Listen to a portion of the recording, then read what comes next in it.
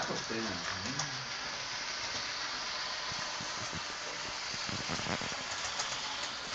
Det kan godt være, at han er for rystet over alle de tæsk, OB de har fået af AGF gennem tiden.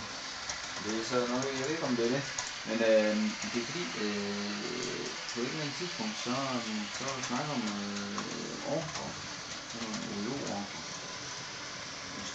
vi skulle lave inden for is, og så har han fået at vide, at den laver sgu ikke nogle år op, ja. Der sendte jeg noget op til ham på et tidspunkt.